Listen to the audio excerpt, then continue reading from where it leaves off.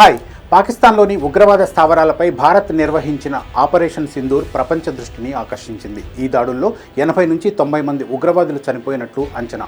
జైషే మహమ్మద్ ఉగ్రవాద సంస్థ అధినేత మసూద్ అజార్ తన కుటుంబంలో 10 మంది సభ్యులు, 4 సన్నిహితులు మరణించినట్లు ప్రకటించాడు. దీంతో అసలు మసూద్ అజార్ ఎవరు, అతని నేర చరిత్ర ఏంటి, భారత్పై అతనికి విద్వేషం ఎందుకు, ఆపరేషన్ సింధూర్ నుంచి అతను ఎలా తప్పించుకున్నాడు లాంటి అంశాలు ఆసక్తికరంగా మారాయి. మసూద్ అజార్ పూర్తి పేరు మహమ్మద్ మసూద్ అజార్ అల్వి. 1968లో పాకిస్తాన్లోని బహవల్పూర్లో ఒక ప్రభుత్వ పాఠశాల ఉపాధ్యాయుడి కుటుంబంలో జన్మించాడు. ఇస్లామిక్ భావజాలానికి ప్రభావితమైన అతను చిన్న వయసులోనే ఉగ్రవాద కార్యకలాపాల వైపు ఆకర్షితుడయ్యాడు.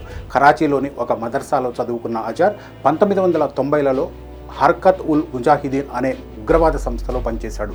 అతను ఆఫ్ఘనిస్తాన్లో సోవియట్ దళాలకు వ్యతిరేకంగా జిహాద్లో పాల్గొన్నాడు. కానీ ఫిజికల్ ఫిట్నెస్ లేకపోవడంతో యుద్ధ శిక్షణ పూర్తి చేయలేకపోయాడు. దీంతో హర్కత్ ఉల్ ముజాహిదీన్ పత్రిక సదా ఏ ముజాహిద్ సంపాదకుడిగా పనిచేశాడు.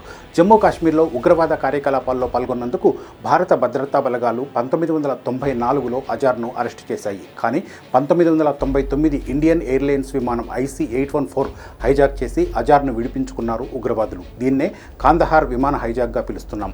విమానంలోని ప్రయాణికులను విడిపించుకునేందుకు హైజాకర్ల ఒత్తిడికి భారత ప్రభుత్వం తలొగ్గింది. అజార్తో పాటు మరో 2 ఉగ్రవాదులను విడుదల చేసింది. ఈ సంఘటన అజార్ను పాకిస్తాన్లో హీరోగా మార్చింది. అతను బహిరంగంగానే భారత్ను నాశనం చేసే వరకు ముస్లింలు విశ్రమించకూడదు అని పిలుపునిచ్చాడు. 2000 సంవత్సరంలో మసూద్ అజార్ జైషే మహమ్మద్ను స్థాపించాడు.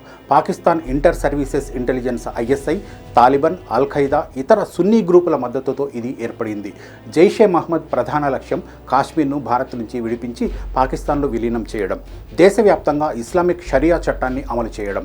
ఈ సంస్థ బహవల్పూర్లోని జామియా మసీద్ సుభానల్లా కాంప్లెక్స్ను తమ కేంద్రంగా మార్చుకుంది. ఇది శిక్షణ, నిధుల సేకరణ, రాడికలైజేషన్ కోసం ఉపయోగించబడుతుంది. ఆపరేషన్ సింధూర్లో భాగంగా ఈ కాంప్లెక్స్ను భారత్ పేల్చేసింది. ఈ ఘటనలోనే తన కుటుంబ సభ్యులు, సన్నిహితులు చనిపోయినట్లు మసూద్ అజార్ ప్రకటించాడు. మసూద్ అజార్ ఆధ్వర్యంలో జైషే మహమ్మద్ అనేక ఘోరమైన ఉగ్రవాద దాడులకు పాల్పడింది.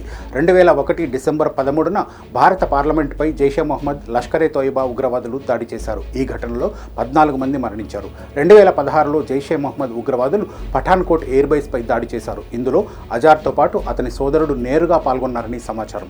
2019 ఫిబ్రవరి 14న జమ్మూ కాశ్మీర్ నేషనల్ హైవేపై పుల్వామా వద్ద CRPF కాన్వాయ్పై ఆత్మాహుతి దాడి జరిగింది. ఈ ఘటనలో 44 మంది CRPF సిబ్బంది చనిపోయారు. ఇది కూడా జైషే మహమ్మద్ పనే. పుల్వామా దాడిని పాకిస్తాన్ సైనిక ఆసుపత్రి నుంచే మసూద్ అజార్ పర్యవేక్షించాడని సమాచారం.